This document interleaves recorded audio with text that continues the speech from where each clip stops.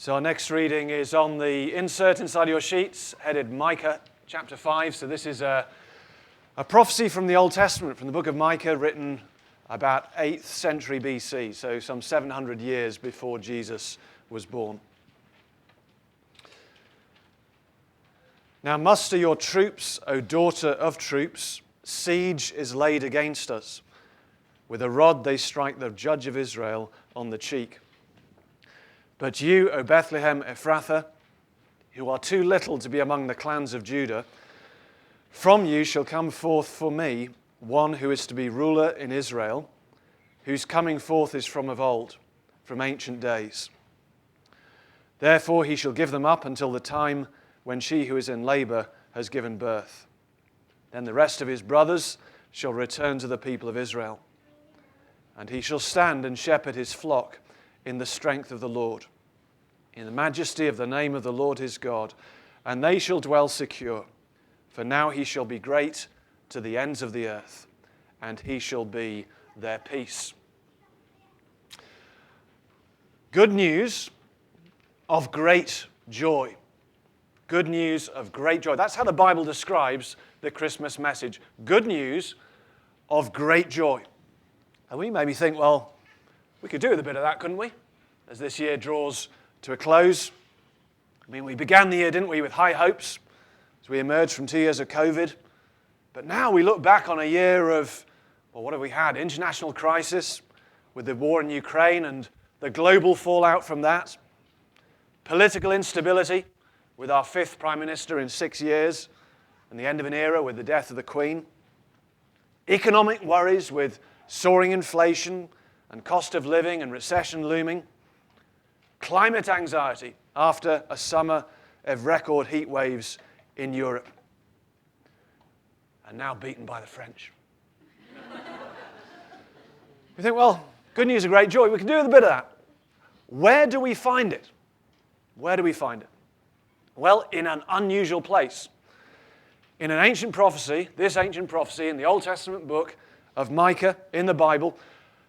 Most of what we read in daily life was written 5 minutes ago, wasn't it? Texts, emails, or maybe yesterday, the news, or perhaps a few months ago, a work report, a best-selling novel. This was written almost 3,000 years ago. There is a plan being worked out across centuries, across millennia. And the Christmas story and the little town of Bethlehem are right at the center of it. Back in the 8th century BC, the people to whom this was written, they could relate to our end-of-year emotions. Their world was in crisis. Look at how that prophecy begins. We're just going to look at the first 2 verses. It begins, now muster your troops, O daughter of troops. Siege is laid against us. The now was 701 BC. The daughter of troops was Jerusalem. And the siege was the armed forces of Assyria, which was the superpower of the day. So they had surrounded Jerusalem, they had laid siege to it, and this was in fact God's judgment on a rebel city, a city that had ignored him and gone its own way. Being besieged must be horrific. I guess we've got some idea now of what that's like from watching events unfold this past year in the city of Mariupol.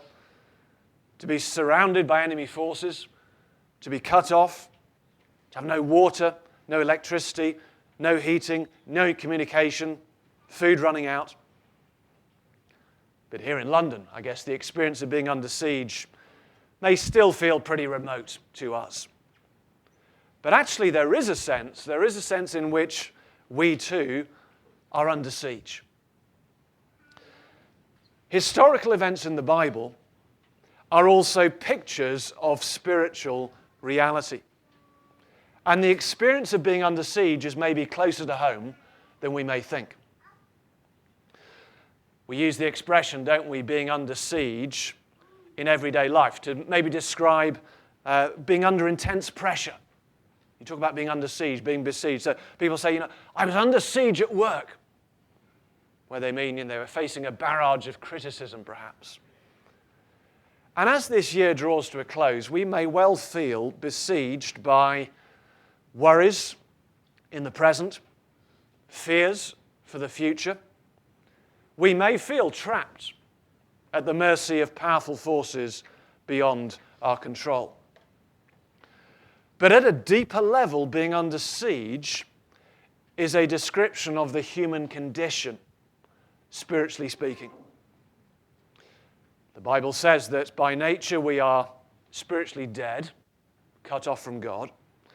We are controlled by wrong desires, behind which stands ultimately the enemy of humanity, the devil himself. And we are under God's judgment for rejecting his rule and going our own way. Spiritually, we're a city under siege. And we are as helpless as the people were back then. So if you look at how verse 1 goes on, it says, with a rod they strike the judge of Israel on the cheek. The judge of Israel was the king, King Hezekiah. And his rod was a symbol of his authority. And with it he was supposed to rule. But the enemy had essentially snatched this rod off him and were beating him with it. He was cooped up in his capital. He was being humiliated, slapped in the face. If you go to the British Museum, in the British Museum there is an Assyrian artifact which is called the Taylor Prism. And it records the Assyrian exploits at the time. So this is a six-sided clay cylinder. And on it, this Assyrian king Sennacherib, he boasts that, quote, he shut up King Hezekiah in Jerusalem, his royal city, like a bird in a cage. He was helpless. He was humiliated. And again, that historical reality pictures our spiritual condition. At the mercy of forces that are too powerful for us. Our wrong desires, spiritual forces of evil, and death itself. Death itself. During the pandemic, of course, the reality of death, it came a lot nearer, a lot closer than it normally does. And it reminded us, didn't it, of how helpless we are. There's nothing we can do. There's nothing our leaders can do. They can't help us either. They can't deliver us. So what hope is there? What hope is there? Where is the good news of great joy? Well, it's in Bethlehem. It's in Bethlehem. That's where we find it. The answer to the siege of Jerusalem was the Savior from Bethlehem. Have a look at verse 2. It says, but you, O Bethlehem Ephrathah, who are too little to be among the clans of Judah. Aside here, a clan was a unit of fighting men. So it's saying Bethlehem was too small and insignificant to even supply such a fighting force. Who are too little to be among the clans of Judah. From you shall come forth for me one who is to be ruler in Israel, whose origin is from of old, from ancient days. This was God speaking. He promised to send a ruler, a leader who would serve him. From you shall come forth for me. One who, as verses 3 to 5 go on to describe, would be great to the ends of the earth, and who would bring his people security and bring them peace and would deliver them from all their enemies.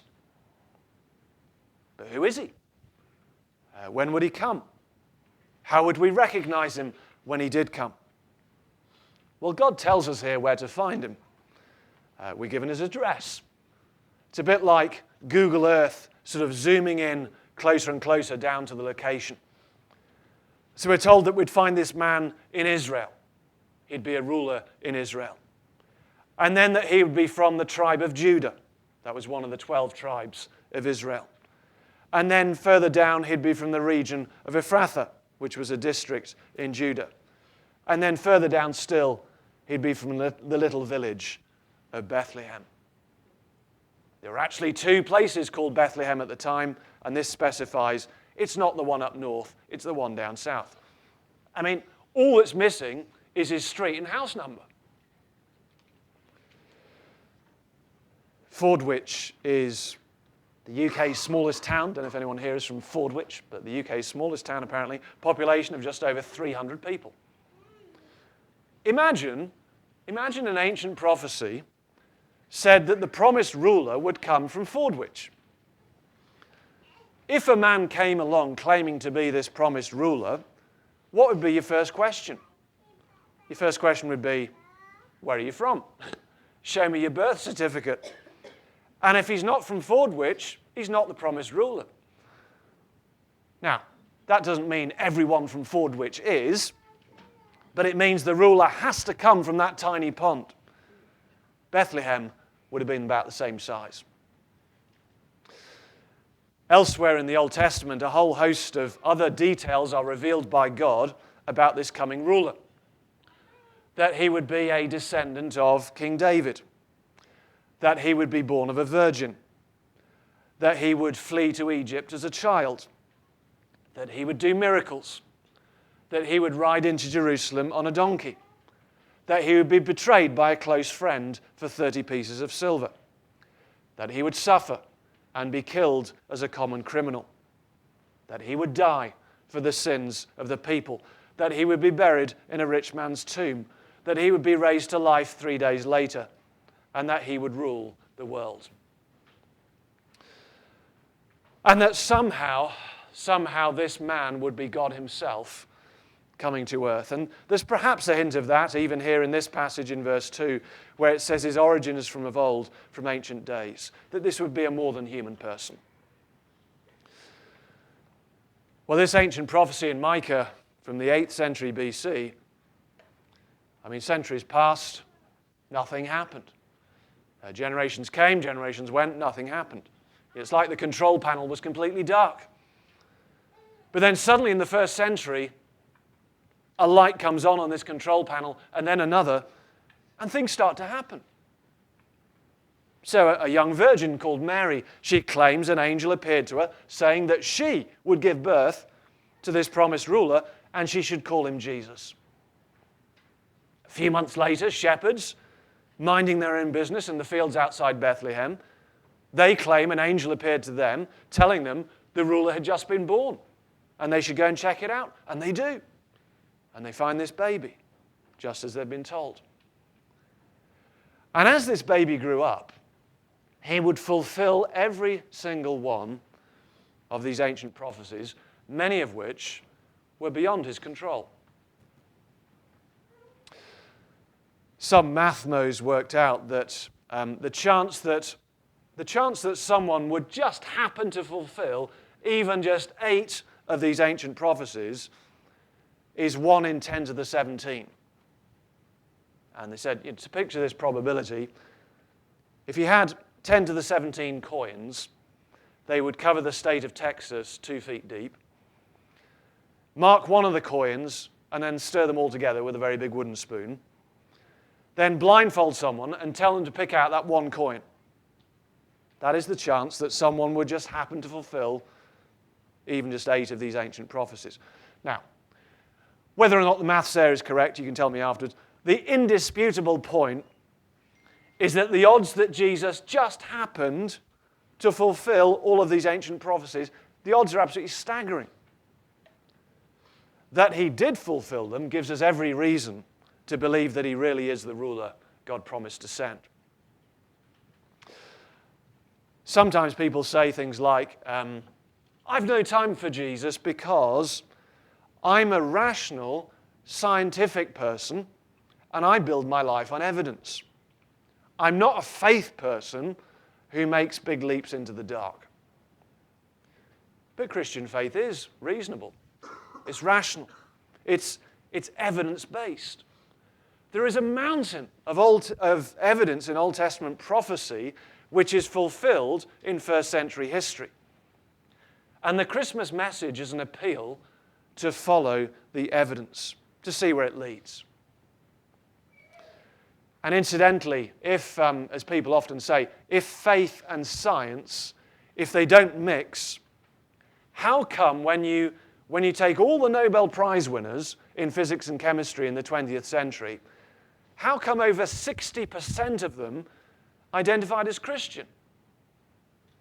John Lennox, who's Professor of Maths at Oxford, he explores this further in a very helpful little book called Can Science Explain Everything? When people came to Jesus and they asked this, they said, "Are you the one who is to come, or should we look for another?" He pointed them to the miracles he did, which the Old Testament said the coming ruler would do. So he said this. He said, "The blind receive their sight, the lame walk, lepers are cleansed, and the deaf hear, and the dead are raised up, and the poor have good news preached to them." What was he saying? He was saying, follow the evidence. The Christmas message is true, and it's good news. It's good news for people under siege, people like us, people at the mercy of sin and death and the devil. The promised ruler has finally come. Jesus is the one. He can rescue us. He can give us the peace, the security we long for in this life and in the next. What is the point of life? Why are we here? Where have we come from? What does happen when we die? Is there a God? And if so, can we know him? Where are you looking for answers? O little town of Bethlehem. Could it be that the answers are found there? A baby born to a poor family in an obscure village. Years later, a man dying on a cross. Surely not, we think. But this ancient prophecy is flagging up that God works in surprising ways. He delights to work through what is weak, what is insignificant, even the little town of Bethlehem. Wouldn't that be worth checking out as another year draws to a close? There are various ways you could do that. You could come back to other Christmas events on the Barge to hear more. We're going to be looking at the next few verses of this prophecy, Christmas Eve, Christmas Day. I've got carol services next week as well. You could read the little leaflet you've got in your service sheet there called Peace on Earth. You could help yourself to some of the books on the table over there, have a read, maybe one of the gospel accounts about Jesus. You could have a coffee with a Christian friend and discuss things, ask questions that you have. You could join the Hope Explored course, just 3 sessions we're running in January. This Christmas time, God is not asking us to close our eyes and take some big leap in the dark. He wants us to keep our eyes wide open and to follow where the evidence leads. We're going to pray together now.